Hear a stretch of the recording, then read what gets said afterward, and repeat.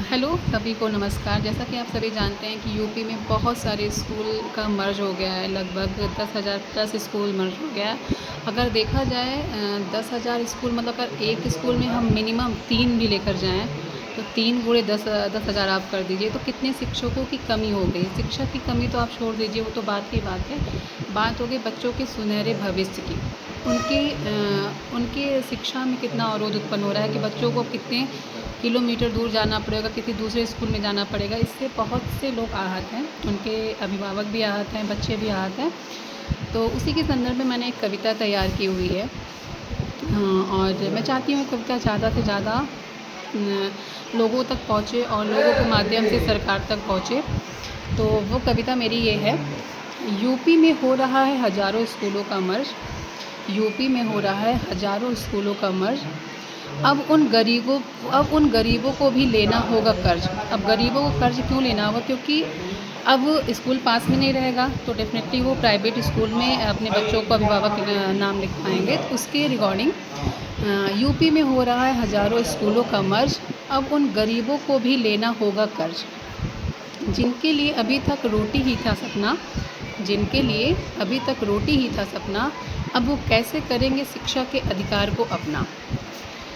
शिक्षा के लिए बच्चों को जाना होगा कई किलोमीटर दूर, क्योंकि अब स्कूल मर्ज हो रहा है तो डेफिनेटली बच्चे बहुत दूर उनको जाना पड़ेगा। तो उसके लिए शिक्षा के लिए बच्चों को जाना होगा कई किलोमीटर दूर। क्या है सरकार की मंशा, कैसा है दस्तूर। अब आते हैं इसके प्रभाव पे बात करते हैं। इसका प्रभाव होगा इतना घातक, इसका प्रभाव किसका प्रभाव? स्कूल मर्ज होने का प्रभाव। इसका प्रभाव होगा इतना घातक, अब बच्चे करेंगे बाल श्रम या भविष्य में आफत। अभिभावक हो जाएंगे इतना मजबूर, अभिभावक हो जाएंगे इतना मजबूर, दे महंगी शिक्षा या पेट भरे भरपूर। क्योंकि अगर स्कूल मर्ज होगा तो उन्हें प्राइवेट स्कूल में बच्चों का नाम लिखवाना पड़ेगा, तो वो प्राइवेट स्कूल की फ़ीस सबमिट करें, अपने बच्चों का पालन पोषण करें। तो अभिभावक हो जाएंगे इतना मजबूर, दे महंगी शिक्षा या पेट भरे भरपूर। अब उनको चुनना होगा, अभिभावक को अब उनको चुनना होगा महंगी शिक्षा का अधिकार या फिर शिक्षा का बहिष्कार, क्योंकि उनकी उम्मीदों और सपनों को सरकार ने किया है तार तार। अब आते हैं, इससे सिर्फ बच्चों का भविष्य नहीं खतरे में, इससे सिर्फ बच्चों का भविष्य ना है खतरे में।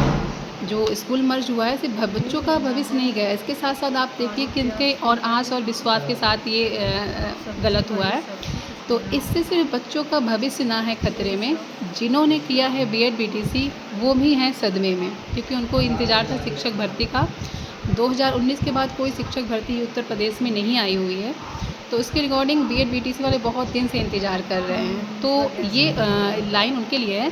इससे सिर्फ बच्चों का भविष्य ना है खतरे में, जिन्होंने किया है बीएड बीटीसी वो भी हैं सदमे में।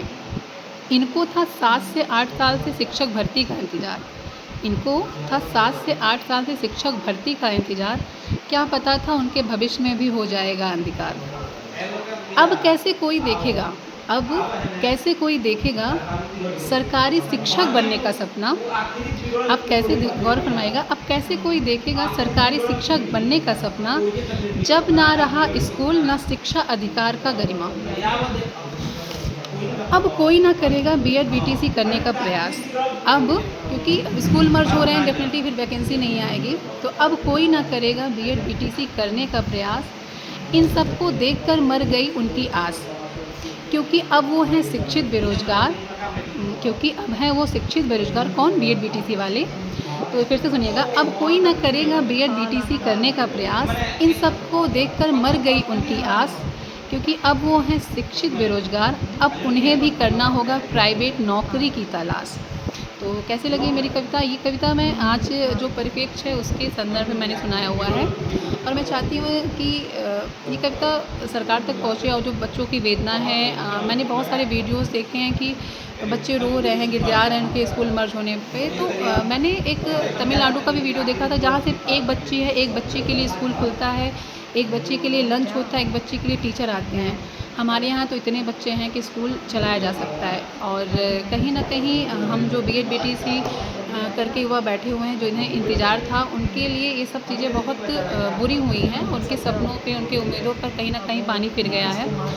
और हम चाहते हैं, सरकार से यही हमारा अनुरोध है कि स्कूल मर्ज ना किया जाए, बल्कि कोशिश किया जाए इसके लिए नए-नए स्कीम लाया जाए, ताकि बच्चों को ज़्यादा से ज़्यादा स्कूल से जोड़ा जा सके। बच्चे आखिर स्कूल से जा क्यों रहे हैं? हमें उस पे विचार करना चाहिए, ना कि स्कूल को मर्ज करने पर। धन्यवाद।